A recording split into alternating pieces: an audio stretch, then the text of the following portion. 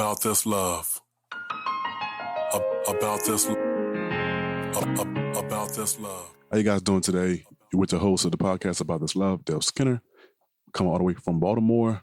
Hope you guys had a good last week. Hope you guys enjoyed the sound bite from last week. I know it went a little long. I said 10 minutes, and when I was editing, I realized it was like 16 minutes. I apologize for that. But again, coming back to you with number 2, and it's titled "Sacrificing Today So You Can Live Tomorrow." And basically, I titled that because throughout my life, it's just been circumstances and things, mainly financially, as regards to money. Being young and just blowing a lot of money. When you're young, you don't necessarily have the financial guidance, or you wasn't brought up in a household where people kind of were taught to. I don't want to use the word frugal, but kind of frugal, with money, but not like too frugal. Some people are just too frugal, But one of the things that I realize is that oftentimes in certain communities, especially African Americans, I'll even say even some whites, that culturally we're not really taught to just handle our money too well. So the moment we get money, the moment it comes out of our hand, So I got 3 questions that I had to ask for today for going over the topic, and the first one is, how do I want to live? How do I want to live? The second question is, what do I want to achieve? How can I achieve what it is I want? And what am I willing to sacrifice today? And like the last podcast, I think it goes more along with the last podcast, kind of tie as it relates to money, because one of the things that I have learned, a very, very hard lesson in my life, being young and getting a job with the railroad at a young age and making at that time what I thought was good money. I was 19, 20 years old, making $15 an hour. My rent was only about $650 a month, and I had a roommate. So really, it was only about $325. So, and I realized back then that I blew a lot of money. I blew a lot of money. Oftentimes when I looked back over some of my old bank statements, when I was moving, I realized like, man, I blew a lot of money, and I think a lot of it was just more so, myself coming from a household where my mother didn't really make that much money. So she never really taught us how to handle money. And money was always tight. She did the best that she could. And I don't fault her for that. But as I got older, one of the things that I realized is that oftentimes when it was coming to wanting to go places with a vacation or achieve certain goals, I didn't have the money to necessarily do that. And then as I would look back over my bank statements, I realized, well, I actually did have the money to do it. I had the money to do it.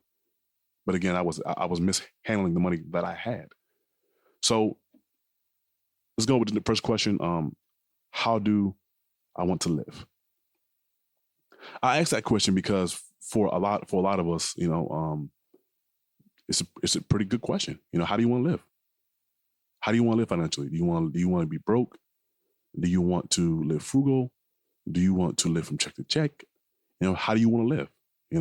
And I think throughout my life, I've been in all 3 of those. I've been broke. I've lived check to check. I've lived very frugal. And oftentimes when people hear the word frugal, they kind of frown like, But I think that one of the things that I feel like I've learned at my age and from my mistakes when I was younger is that I think nothing wrong with being frugal. Being frugal it actually takes great discipline. Now I'm not saying being frugal to the point where it's like my wife was telling me she was watching a video on YouTube, and the woman was so frugal that she would like count like 5 minutes in the shower, for her family. And if they went over the 5 minutes, she would cut the water off. I'm not talking about being that frugal. Or she was like the lady would cook like lasagna in the dishwasher just to save money on the electric bill. I'm like, nah, that's too frugal. And I even know people that would when they leave the house, they would unplug the TV or whatever appliances they had in the house besides the refrigerator. No, I'm not talking about living that frugal. Nah, I'm not doing that. I'm not talking about that. So how do I want to live? Well, the way I want to live and the way I desire to live is I desire to have what I need when I need it. And in order to do that, I've had to make sacrifices in my life, sacrificing today so you can live for tomorrow. What do I want to achieve? That was the second question under the topic. What do you want to achieve? Do you want to go to school? Do you want to buy a car? Do you want to buy a house? Do you want to go on vacation? Do you want to just save up, for an investment? What do you want to achieve? And throughout my life, I've probably say, I've experienced all of those. I've had to save up for a vacation. I've had to save up for a car. I'm currently, saving up, for a house for my family. But again, it takes sacrifices. And for me, like, living below my means is always been big in my eyes. Living below my means. How can I achieve what it is I want? How can you achieve what it is you want? Financially, how can you achieve what it is you want? How can you achieve that car that you may want? How can you achieve that house that you may want? How can you achieve paying for the vacation? And again, like I said on my last podcast, I understand that to some people, these questions are actually irrelevant. You probably make 6 figures a year, so you could really care less about saving up or how you want to live or what you want to achieve. Like, I've already achieved what I want to achieve. I'm living how I want to live. And if that's you, hey, I commend you. I commend you because it means you were very disciplined. But for myself, one of the things that I've had to do, me and my wife, when we got married, and I always tell people this who are getting married. One of my friends is actually about to get married in August. And I was having a conversation with him, and I was like, with me and my wife, when we got married, we actually sat down and we had a conversation about finances. I said, because if you're marrying somebody who's a shopaholic, but you're frugal with money, it's going to be a problem, So I said, you and your soon-to-be, spouse need to sit down and have these talks, and he assured me that, that they had and that they will continue to have them. But one of the things I always tell guys is that's looking to get married, I'm like, I always share with them from under my own life. I say, when me and my wife, when we got married, we sat down, we had a conversation. I said, and it was something like this right here. I said, now you're welcome to apply it in your life. If you don't want to, you don't have to. This is what I did, and this is what has helped me, and this is what I gathered from a lot of the people that I look to in my life as mentors. And a lot of them I still talk to. I still go out to eat with them. I still hang with them. And they're still applying it in their life. But one of the things me and my wife did was we sat down before we got married, and even after we got married, we sat down and we said, this is what we make each year collectively.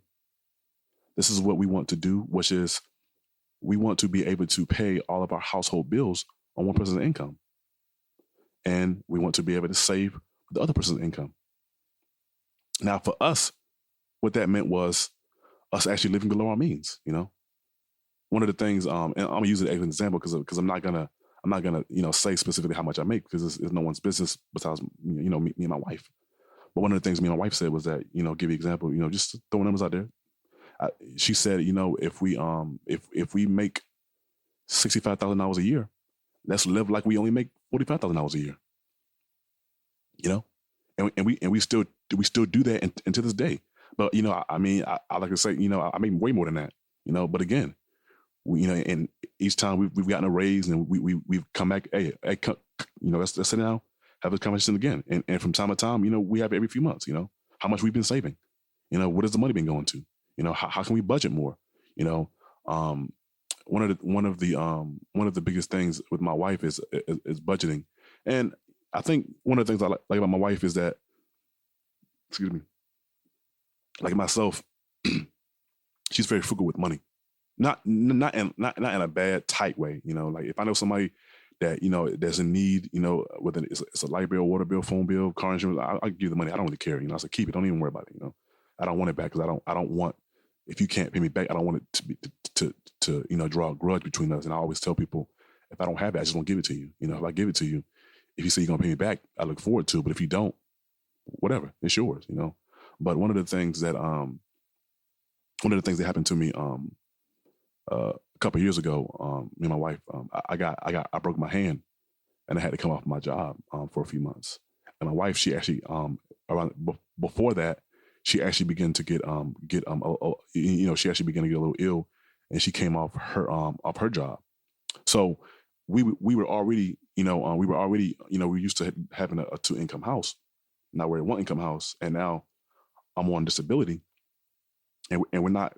I think we were getting like I'll say $1,200 to $1,500 less than what we were used to getting when I was working a month. But it worked. It worked. And I always tell guys the story because I'm like, if you have a plan, and if you're able to do that, again, everybody is not able to do that. I understand that. If you're not able to do that, then I totally understand. At one point in our lives when we first got married, we were not able to do that. But we had to kind of sit down at the round table and discuss these things. So when I got hurt, and my wife had just had an operation, so not only was she not working before I got hurt, but now I wasn't working because I was hurt. But it wasn't really a problem. It wasn't really a problem. We wasn't really stressing. We actually really enjoyed our time together. While we were out, and we actually learned a lot about each other. While I was out. But again, that's just my example of how can I achieve what I want to achieve. And my last question is, what am I willing to sacrifice today? What am I willing to sacrifice today so I can live like I want to live? I listened to I don't know if he's a financialist, Dave Ramsey, but I know he's a Christian. I know a lot of people consider him a financial guru. I know he talks a lot about finances. I don't know whether or not I don't know his background in there specifically, but I do listen to a lot of his podcasts on YouTube. And one of the things that he always says, his famous quote is, "Live like nobody today, so you can live like nobody tomorrow."